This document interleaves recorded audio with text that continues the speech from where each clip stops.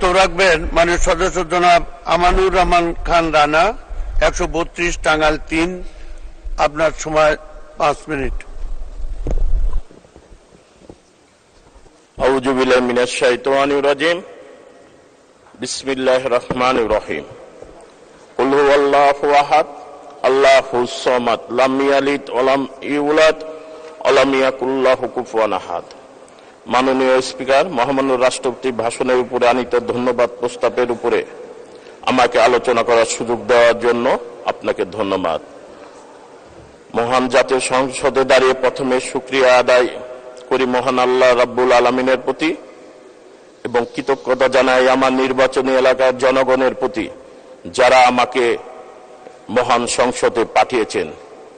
বক্তব্য শুরুতেই স্মরণ করি আমাদের বেঁচে থাকার প্রেরণা ও চেতনা সর্বকালের সর্বশ্রেষ্ঠ বাঙালি জাতির পিতা বঙ্গবন্ধু শেখ মুজিবুর রহমানকে।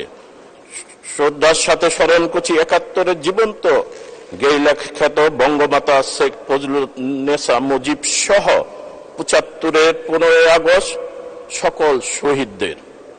শ্রদ্ধার সাথে স্মরণ করি শহীদ জাতীয় 4 নেতাকে, মহান মুক্তিযুদ্ধের অংশগ্রহণকারী সকল মুক্তিযোদ্ধাদের, মাতৃভাষার জন্য যারা প্রাণ দিয়েছে সকল ভাষা শহীদ সহ বিভিন্ন গণতান্ত্রিক আন্দোলনের সকল শহীদকে।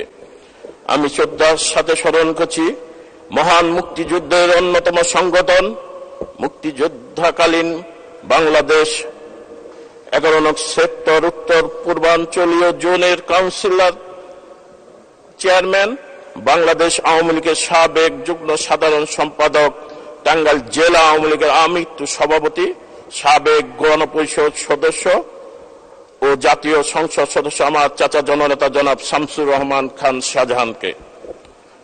শ্রদ্ধার সাথে স্মরণ করি আমার বড় ভাই তরুণ আওয়ামী লীগ নেতা শহীদ আমিনুর রহমান খান বাপ্পিকে।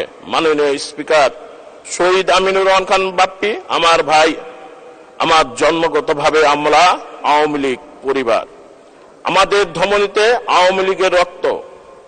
মাননীয় স্পিকার, বিখ্যাত গীতিকার নাসিমা খানের একটি দেশাত্মবোধক গানের একটি লাইনের লেখা আছে, রক্তে যাদের জেগেছিল স্বাধীনতার নিশা, জীবন দিয়ে রেখে গেছে মুক্ত পথের দিশা।